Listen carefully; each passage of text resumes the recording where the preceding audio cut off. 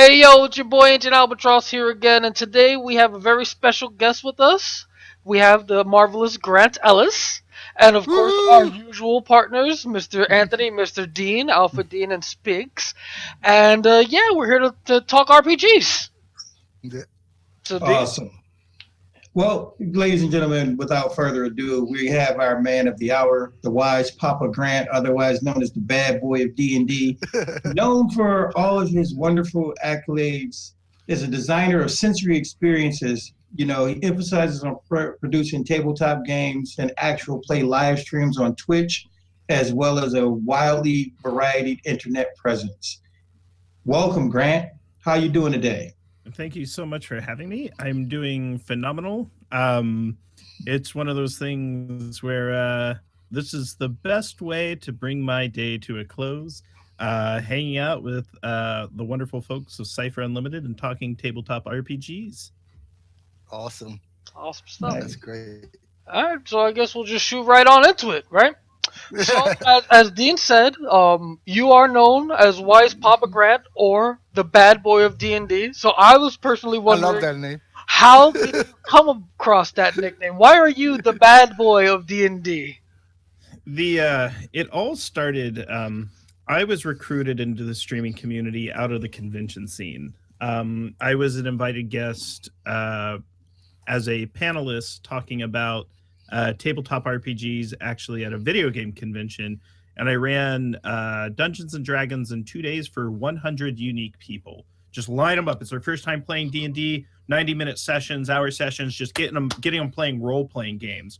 It went over as a huge success. There was a partner Twitch streamer there that invited me onto a streaming show, and long story long, they realized the quality of encounters that they had been running could have the difficulty cranked up quite a few levels, not to wipe the party, but to sincerely challenge them, to make them think outside of the box, to push themselves to think about how combinations of creatures could really tax their resources, as well as the sort of psychological games that I'd play on them.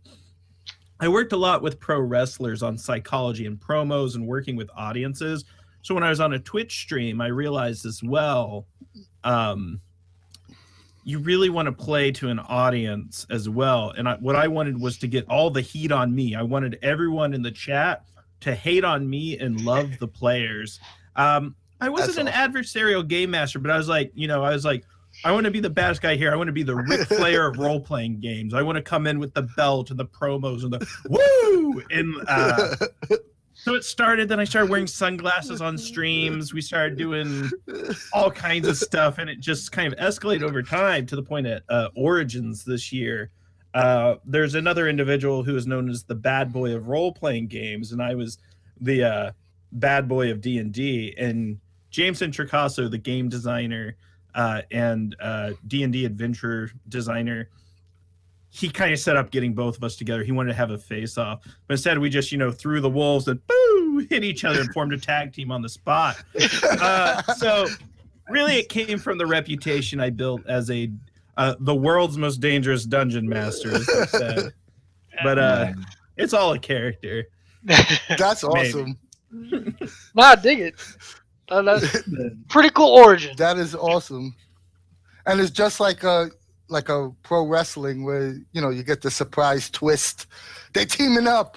Yeah. They thought they weren't too sure how it was going to go down, and we started to trade some jabs. Then realized, you know what? We team up at this table. We're two bad dudes, and we'll just we'll run the show. We'll run the show. Leading into streaming, yo, dude, you're the busiest guy I know. Probably the hardest working streamer I know out there. You've been on a ton of stuff: Encounter Roleplay, Monty Cook Games, Web DM, Save a Dice, the official D&D Twitch channel, Greyhawk channel, Exploding Dice. I could be talking forever. This has to be a 2-hour video. How do you find the time to do it all? And what's your secret to keeping your streams fresh? Because every time I watch you, you never give me the same experience twice. Yeah. So a study was done between chess masters and grandmasters, what the real difference was. There was no difference in IQ, spatial reasoning, or any attributes. The grandmasters simply loved the game more. And I just love role-playing games. I won't say I love them more than other people, but I love, I have a background in film and television production. I was nominated for Best Feature Film at South by Southwest, narrative feature. And I just have such a passion for sharing stories. I have the technical background to sort of solve some of the learning curve or barriers to entries. Free shout out, I teach people how to stream, and I'll make overlays for people and help them get set up, just because it's my way to get back. Not everyone has had the advantages I've had to go to school for it. Awesome. I think we got to pick your brain, by the way. I'll whatever resources I have, I'll make available to you guys. It's no charge, because I'm very I'm a madman. It's one of those things where like, well, you could protect all your secrets. I was like, nah, more streams, more people. Because if you really preach diversity, and this is where I'm going to get on my podium for a second, diversity is beyond the same geographical area. It can't just be streamers in the same city. I'll say it like that. You got to get global with it. You want to play with players from Japan. You want to play with players from Africa. You want to play with them from England. And you really want to give everyone all the opportunities to participate in streaming shows. And with me, really, it just comes down to time management. I set a schedule. I commit to a schedule. The schedule evolves every 3 months.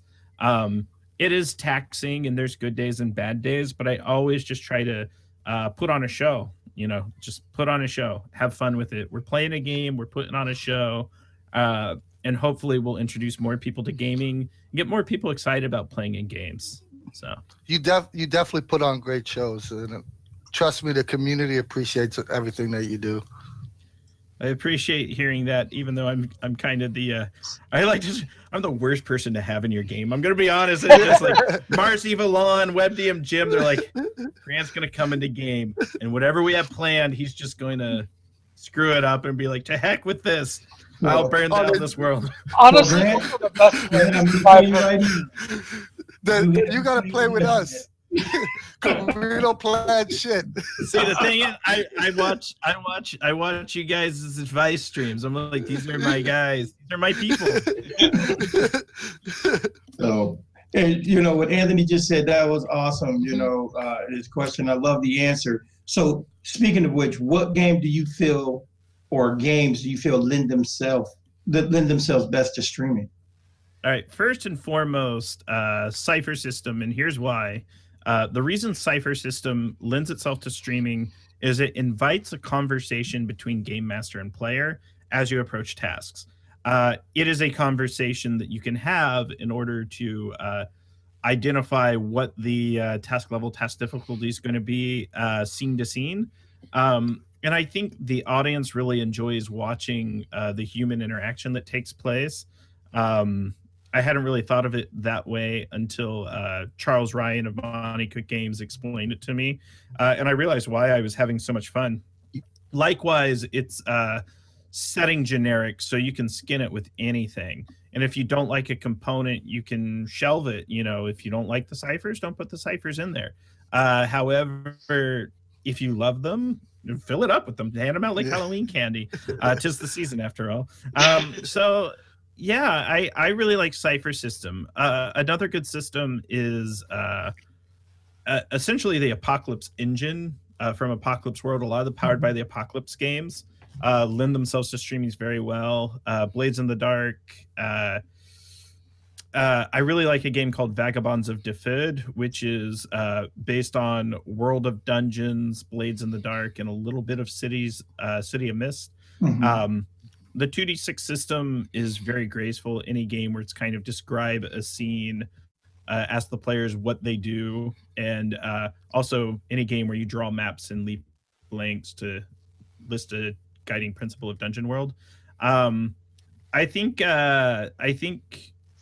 those are sort of where I would say these are the games that I would focus on streaming. I also think, despite the intense physical aspect of the game, I think Invisible Sun is extremely streamable, and I run 4 pretty successful Invisible Sun streams for I think we're up to 22 unique players, all set in a shared campaign, 4 narratives, 1 campaign. A lot of management goes into that, as well as a lot of care to translate the beautiful analog game play aids and components and secrets and the Path of Suns.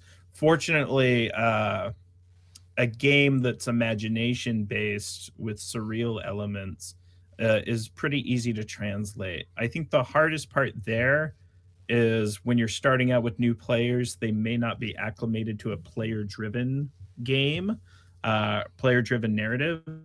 However, you get the right players, they just take it and run with it. And I also love what I love about that is specifically is taking players from the different shows and letting them all intermingle, guest star, do side scenes with each other. That's awesome. Share secrets.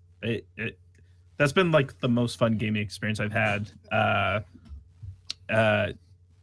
Streaming is just watching a community come together like that with a new game that none of them had ever played before, and I had never played before. That Nice. actually, oh, sorry, I didn't mean to cut you off, Dean. No, I was just gonna say that's like really awesome. And you made a couple of statements about Powered by the Apocalypse, which was really cool. I don't know if you've ever done it, but Spirit of 77, I really need to get that together and get a stream out there, because we played the other day and it's like phenomenal. It's Powered by the Apocalypse, but it's set in the 70s. So all like smoke, we did a Smokey and a Bandit / blaxploitation style game the other week, and it was crazy. I played Black Belt Jones' cousin. I made Monkey Fist Jones, and we had Badger Lee, who was basically a copy of Burt Reynolds' character from Smokey and the Bandit. It was great. Just when you start talking about stuff like that and the grand nature of being able to create I and love freely, that's that interactive beauty. So I'm so with you, Grant. Great. Thanks for answering that question for us. And just to piggyback off the tail end of what you said about your best gaming experience, so you do a lot of streams, you have a whole bunch of different experiences and so on. Do you have any notable experiences that stand out to you as your favorite or your best moment in a stream setting? My most infamous moment was when I pulled a fast one on all my players. When I say pull a fast one, so I booked Matthew Mercer, the DM of Critical Role, to be a player in a campaign that was highly advertised, highly touted. He was available, and it was a cipher system game called Life on Mard, which was a combination of the dictionary move from the game Sorcerer, which was a supplement for Sorcerer written by Judd Carlman. Hi, Judd. And that had been out of print for years. And some elements from the game Polaris by Ben Lehman.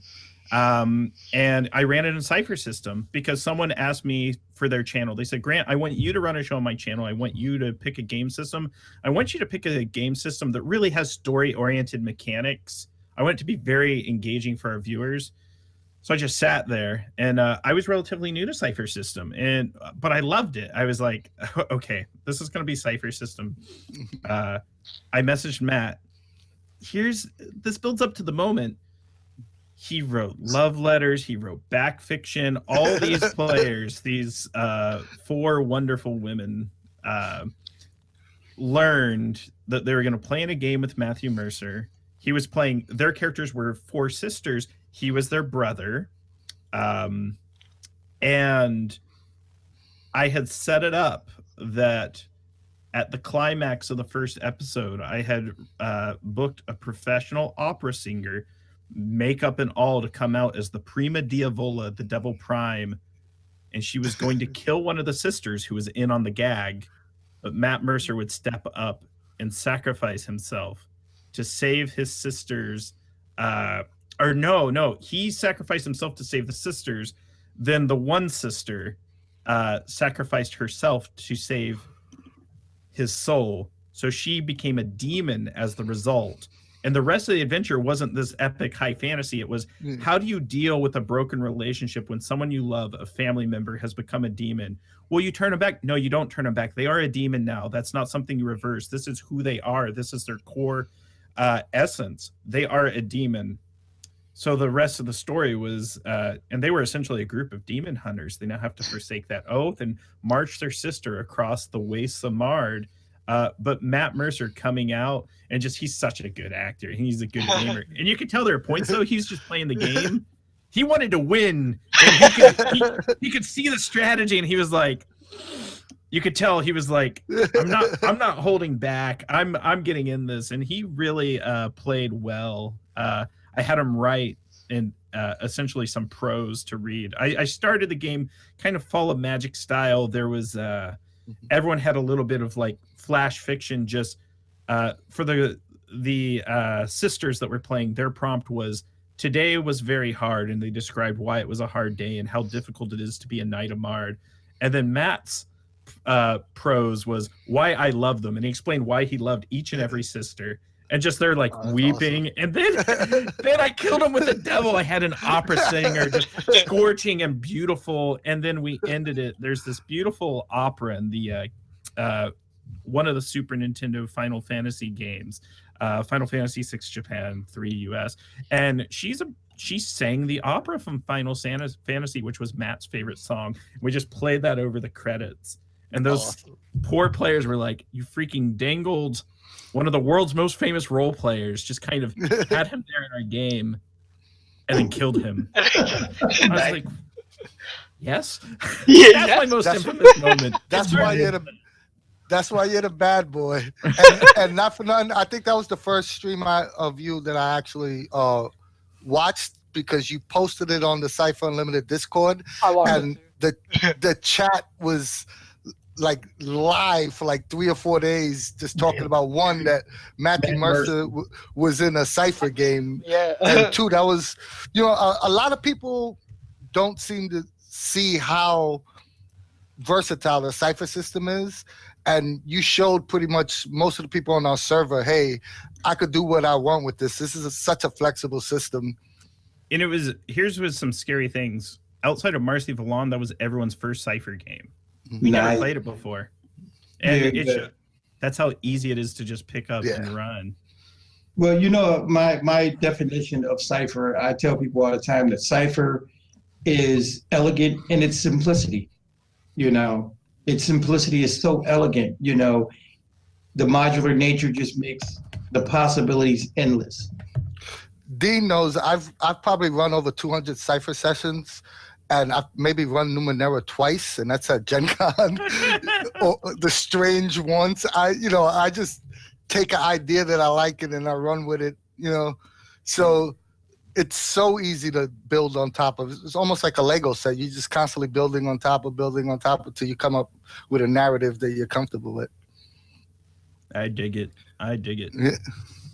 Yeah, and when I run for you guys, if we do it, the Supers game, just give you a heads up, Grant, you're going to be actually using some actually custom foci that I created just for superheroes. That's extra fun. Yeah, this is cool. Anthony has had a blast with it. Al, we've had some great sessions. Like I said, I probably run Cypher.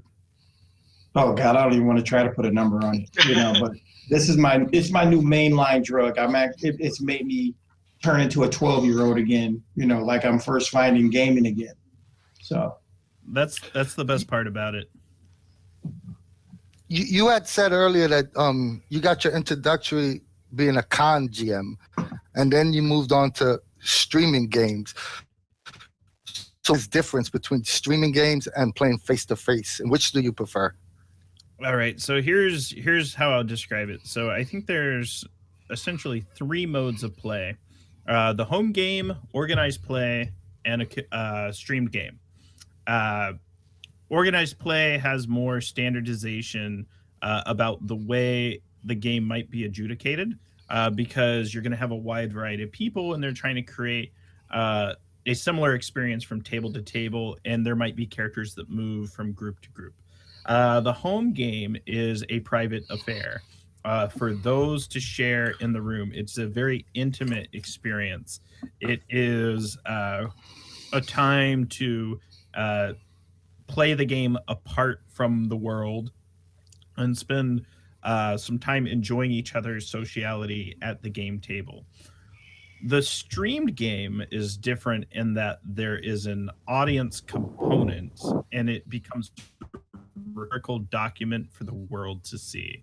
This is the game that we played. So I think those are really the three differences, and nothing beats playing a game with friends in person. Nothing beats it.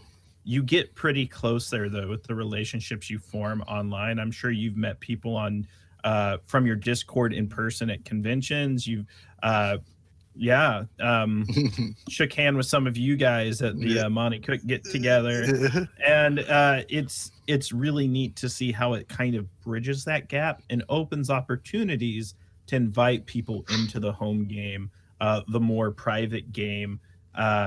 It's a great way to sort of make safe introductions to the world. And I do like streaming though, just because I like the performer. But my goodness, to run a game, I can't lie though. When I used to run home games, I ran Storm King's Thunder from 5th edition D&D. I made a papercraft town, and I set it on fire when the fire giant showed up. Just hours making it, and they're like, "Ooh, the town! This is so cool!" Just set it on fire. I burned my whole town. Almost burned down your table. Yes. It's little things like that. Like I loved props, I loved, importing, a mini from England of the Demon Idol from the original player handbook and just drop that.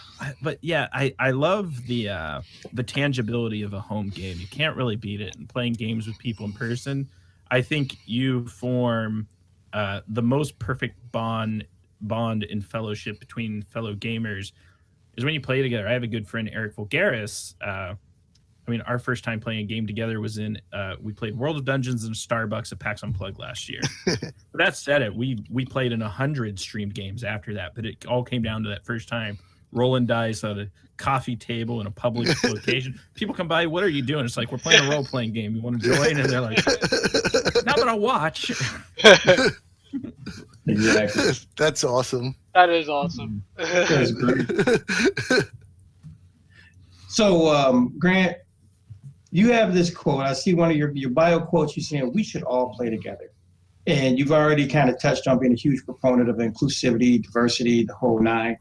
Can you tell me what led you to being a champion, in that realm? I think it's just where my heart's at. I come from a very diverse family. My wife's an immigrant. My children are biracial. My sister's family, she has biracial children. I grew up in a culture that really preached inclusivity and that everyone should know that they're important and unique as a human being, and that everyone is special. Everyone has the capacity to love each other as well as love themselves. Is a very Mr. Rogers approach. And I just see that there's a lot of people that what they're missing is the opportunity. I lived in Brazil for a while, and my roommate at the time, he was playing a little on the piano, and he was Brazilian. His name was Orlando. I was like, you play pretty well. You know that girl that we learned to speak Portuguese with, she was amazing. And he said, yeah, well, her family's rich and she had opportunity. I never had the opportunity. I had to self-teach myself. And this is an opportunity. Each day there's a piano, practice playing the piano. So for me, my biggest thing is to make sure people are given opportunities and that they're treated with dignity, respect, and that they feel welcome in the community. I know if I had some of my family members from either Mexico or Compton come to a gaming table, I'd want them to feel respected and appreciated and heard. So I think it really has to do with the kind of culture that I grew up in, the level of respect that you show people. Well, Grant, we do appreciate it because I guess you can tell we're all kind of minorities in this genre as well. Um, and it's just good to hear, and it's really great. I can't give you enough accolades and appreciation, just for by putting my name out there and supporting Cypher Unlimited because these guys can attest to it. We've dealt with a lot of prejudice because it's not something that people of our ilk are normally associated with.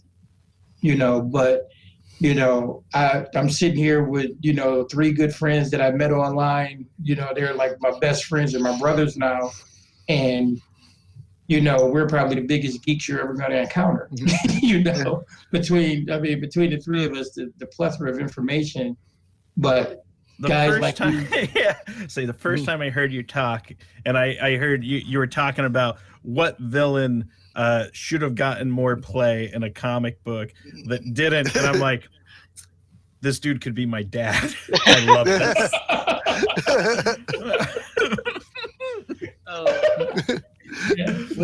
I mean, Grant, I just want to second that.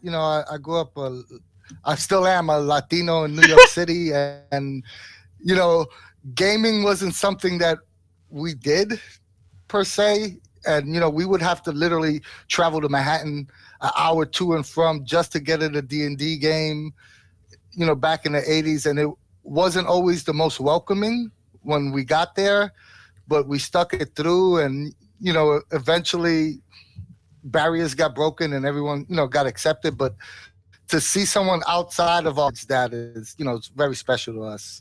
I think I can explain a little more like anecdotally how it happened too. So growing up in the neighborhood, we're a very diverse, multicultural neighborhood where I grew up. Essentially a military city, lots of Filipino, lots of Mexicans, lots of Panamanians, lots of Africans. And there was always this kid that my younger brother would sort of pick on a little. My oldest brother said, you can pick on him now, but all that means is he's going to beat you up when he's bigger than you in 2 years. So, or you could be friends with him, and it doesn't matter what happens, you two will be friends for life.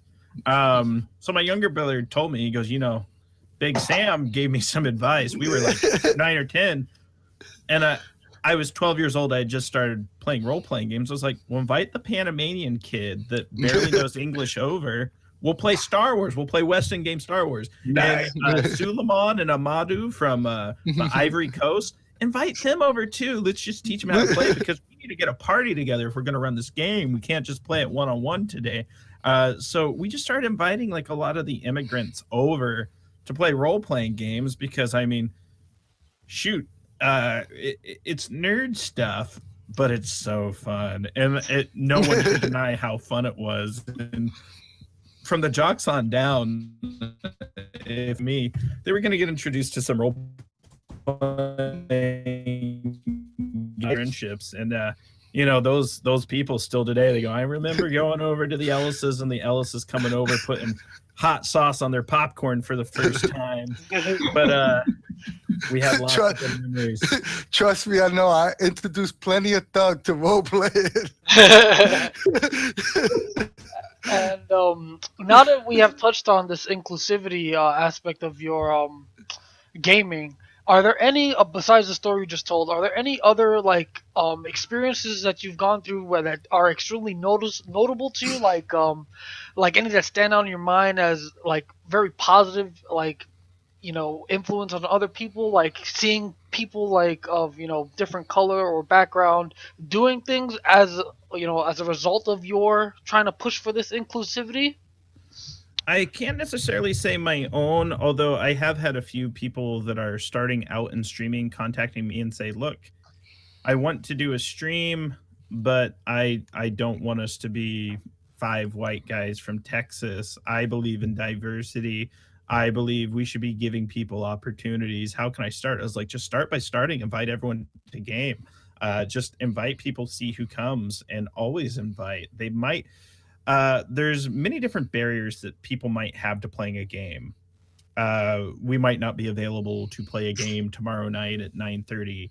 Therefore, we don't have the capacity to play. But I was like constantly an invite. I think one friend of mine who I had, they really are a brilliant gamer. They really are a great voice actor. They're extremely talented. They can handle both the tactical side of a game as well as the deep dramatic side of a game in performance, as well as after the game write the story of what happened and talk about it with everyone. They approached me and asked me if I would help them write panel submissions to PAX Unplugged this year. So I helped write the pitches as well as make introductions to individuals that would be good fits on their panel. Um, it- so I'm moderating a panel on the historical and visual representation of transgender narratives in tabletop role playing games, where That's awesome. we'll have trans spokesperson Allison Robinson. We'll have Kika, who's all over. Kika actually led the initiative, and she was featured recently on Dice Camera Action. My friend Nomadic Joey, who's a trans man from Chicago. I have a trans friend, Shauna, who is a Wizards of the Coast partner, but I helped bring them all together. They hadn't all met each other before, and I was just like, I think I can find some good people, and I think you guys have stories to share. And I'd be honored to moderate your panel as just kind of a neutral moderator and try to make it entertaining and engaging. Likewise, I helped make introductions to minorities, marginalized, and underrepresented people that want to do a panel with some influencers that are, very status quo. They almost have that gamer uniform. Most of us have it going on right now: the beard, the hair, the eyes, the dice. But people that have influence in the industry and just making introductions. That's probably my favorite thing to do, is when someone who has a really good idea, they're very passionate about the hobby, they're very talented. Most of the time, it's just giving them that push out the door where it's like, you know what? I can introduce you to this person. Well, do they know you, Grant? Nah, but I know who they are, and I can introduce you to them, and it'll be okay. We'll come off well. That's actually how I met Matt Mercer. He came up to me at a party and said, "Hey, I wanted to say hi to you. I appreciate everything you've been doing online." And I maybe had 200 Twitter followers at the time, but he recognized me. He had seen. I was actually James Hake, who wrote his campaign setting with him. I was James' dungeon master at the time. And it's like, yeah, I've seen some of that, and it's all great stuff. And, just I really appreciate all the kindness you show in the industry. It's like, wow, what a nice guy. He came up and said hi to me, which kind of set the example, too, to make yourself available. If you appreciate someone, let them know that you really appreciated what they did. I think that's kind of the positivity, as well as just being willing to listen to someone that might be having a hard day. That's maybe the most important thing, because there's a lot of people. We have 2 ears and one mouth for a reason. I know I've done a lot of talking, but we need to make sure that we listen to people, and often that's where you'll form the best relationship. Awesome. Yeah, that is totally awesome. And to be able to speak for those that can't necessarily speak for themselves is a wonderful thing. And I just want to say that I think we're in the golden age of gaming right now. Everyone is so accepting, and it's great to have like people that spearheading that push for acceptance, and you're definitely one of those people. I appreciate. I'm trying my best. Well, you're doing a great job. Put it that way. Your best is quite good. So we'll lighten the questions a little bit. And I know you mostly GM, but which do you prefer? You prefer being a player or a GM?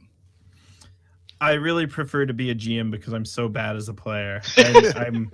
I'm the worst. All the other players, I always play the least liked character on every streamed game, or the people that like my characters are usually game masters. They're like, oh, he's messing up this adventure. You could just watch the other game master's hair turn gray, and they just hang up their dice as I do stupid things. And so I like to play a game master. I think one, I like the skunk work. I like the prep that goes into it. I like the craft and the shaping. Two, I like the opportunity to really master a system, because a game master doesn't necessarily mean you're anything special other than you have a really good understanding of the system and you're willing to accept the job. Likewise, yeah, I like to kick a story off, and I do like to play though, but only because I'm such a troublemaker. It's like I'll play. I think Phantom Rollbooth last night was like, yeah, we need someone to step into a game of lasers and feelings, and I'm just like, I'll such a play great game. lasers and feelings. Such a I'll great play game. Gunstar, the hotshot pilot, and they're just like, come on, Grant. I see that you starting to get involved with what's that, RPG sports? RPG sports. Yeah, what exactly is that for those that don't know? And what are you doing with them? So RPG sports is a competitive tournament. Games have been around since the inception of role-playing games, practically.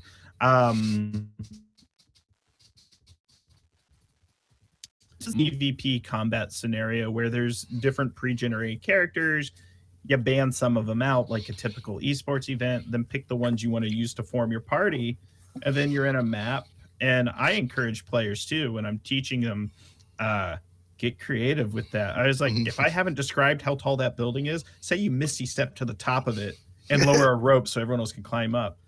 And if people start to say, no, they can't do that, just turn up the knobs to 11, man. Keep turning it up. Keep getting more and more creative, pushing the system, because role-playing is not a video game. Yeah. It's a role-playing game.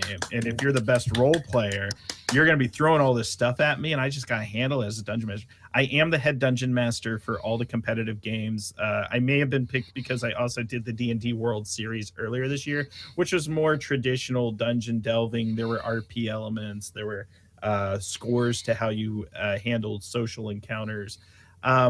This is just a straight dogfight, though, and the playtests have been pretty exciting, where it's right down to the line, but every match has been very different because of the classes that get picked. And yeah, so I'll be the head dungeon master for RPG sports. It's there's charity games for 826 LA, a charity in Los Angeles, as well as a $5,000 cash prize to the team that wins the PvP. Not So bad. there's that's awesome. competing. Now you want to hear something, a little bit of history. I'm gonna ask you another question in a minute, but a little bit of history that most people really don't realize is this is like a full circle with RPG sports, because Dungeons and Dragons was nothing but the evolution of miniature gaming. It was guys with Gary Gygax and them played a bunch of miniature games, and they were like, you know what? Let's add some story elements. Let's add a little fantasy. Let's instead of just doing, the Battle of the Bulge or something, let's add a dragon, So all those things happen. And now we've come full circle. We're sitting at a role-playing table building a skirmish team or whatever, to basically go head to head. So I think it's pretty cool that, history comes all the way back around to repeat itself, but in a good way. Yeah, there's a lot that I think traditional war gaming and miniatures gaming, skirmishing as well, has taught some of these newer players, as well as the straight modern day role players, where they had a lot of things like, well, I don't like that we can see both sides perfectly. I was like, if you were at a convention, you'd see everything. And I let them know. I said, look, I'll play, and everyone can see everything, and you can see me coming right at you. I'm confident in my decisions as a player. Exactly. It doesn't matter if you can see me. There might be wizards or things that, who knows? I'm confident in my decision as a player and the strategy we put together. So I've been doing a lot to try to help people, as well as write lore. It's a cheap ripoff of Marvel versus DC, as I talk about these two siblings that have awoken in the cosmos and become aware of each other's presence, and only one can remain. But I let people know, I said, we should really just start writing some lore for this and write lore for all the heroes. So when we're on stream, we can start citing this as if it's always been since before time began. All right, something. You still Canada now. you still have the randomness of the dice anyway, so it doesn't matter whether you see it or not. Yeah, and I was a far more competitive minis on a board gamer for a number of years. So, I mean, obviously my roots are in role playing, but it's one of those. It's like just put together a strategy, and we could see during the play test today, about halfway through, we're like, oh, blue team, it's over. It's over. They're not thinking about how D&D works, and no fault to them, but they got suckered into a trap. They were. I was like, you've been lured into it. It's the old Ali on the ropes rope a dope. It's that barbarian's taking all the hits. Paladin walks up, heals him to full, and then they both kill you. It was like, you could have got out of it. I know that it's 5e right now, but is there any thought about opening it up to other systems? I think there's other systems that would be vastly superior to 5th edition, and we're going to talk about that after the tournament of other systems that would be great. I have suggestions on how they can craft their own system specifically for this style of play to make it as fun as possible and not worry about some of the extra weight that we might get on a system that's being very cognizant of all the aspects of a role-playing game. Originally it was D&D Sports, and then they recoined it RPG Sports because they want to be open to other systems. And no doubt, if I was them and I was entrepreneurial, I'd be writing my rule set and selling it on Drive-Thru RPG for $19.99, even if it's 2 pages, because when they go live, that's when they get the sales. I know I hate to say this because I wasn't a huge fan, but it seems like it's tailor-made for 4E. Yeah. Oh, do you want those combats to last 9 days? We're still in the combat. Wow. Well, with that being said, Grant, you're just talking about the entrepreneurial aspect and all that. Perfect timing. Do you just like stream exclusively, or do you have a day job? Okay. So you're just trying to figure out how you balance, being able to stream the way you do, and Yeah. So a little bit about the life of Grant. I'm the acting COO of 2 multi-million-dollar Manhattan-based companies. I'm based out of the DC area. They are sister companies with a lot of likenesses and some shared staff, so it's easy to run both companies. That's my job about 40 hours a week, and then I stream 44 hours. I'm a father of 2. I'm married.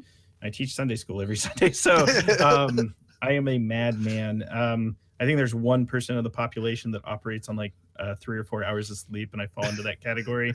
My dad was the same way. He was a farmer growing up, turned medical doctor. But I think what helps though is the business side. I've been able to use it to give good advice to people that maybe are just full-time content creators. But I kind of do it this way. I look at how much money I make from the day job, how much money I make from being a content creator on top of that. If it ever passes it, I'll quit my day job. But we'll see the stability. That's the dream. We'll see.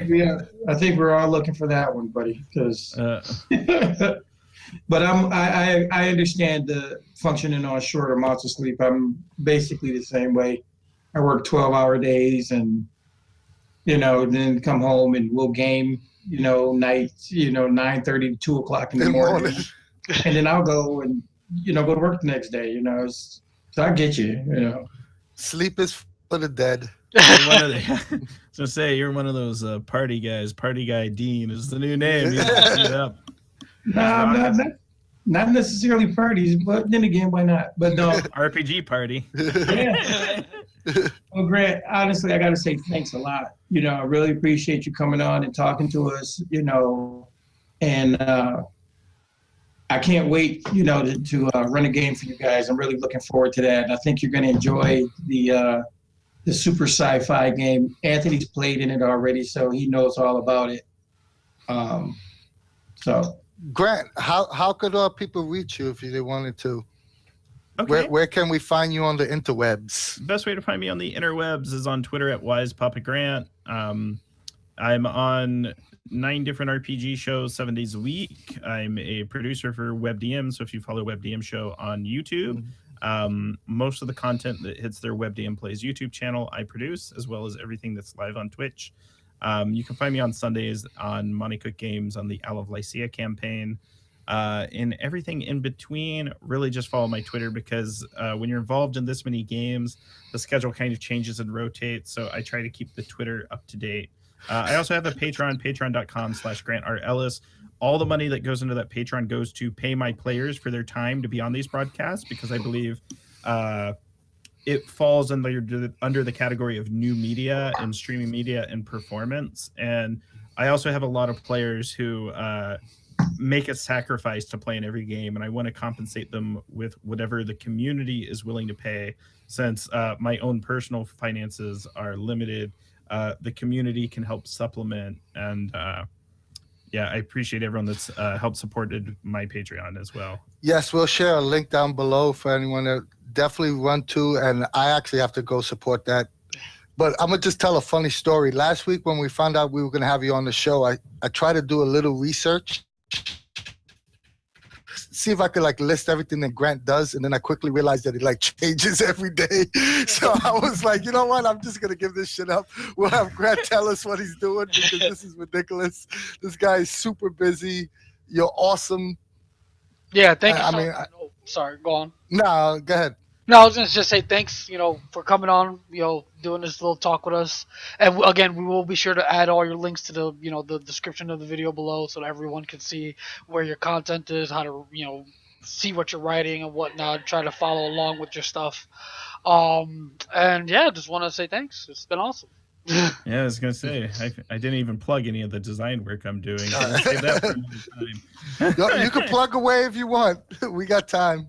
At PAX Unplugged, hit up 2C Gaming and buy the TPK Bestiary. I designed one of the monster groups in the book, and I was recruited specifically for their TPK book. Let's get the bad boy of D&D to design a monster group. Nice. Oh, and we got to get you to come on the server and TPK us. What's up? What's up? What's the challenge? I want to go down with the ship, and I think Marzi Valon should run, because I want to die with the street team. Okay. If we're gonna die, we're gonna let Marcy throw the switch. All right, that'll be awesome too. It's accepted. Challenge accepted. I just want to say thank you to everyone from the Cypher Limited Discord server that posted I voted selfies on for yesterday's. We donated $1. We actually tripled that, and we raised almost $300 for Extra Life Monte Cook team. And thank you everybody for doing that. We truly love you, and thank you for the support. Thank you for helping us help others. And I just want to add one last thing to the Cypher Unlimited team, so everybody knows.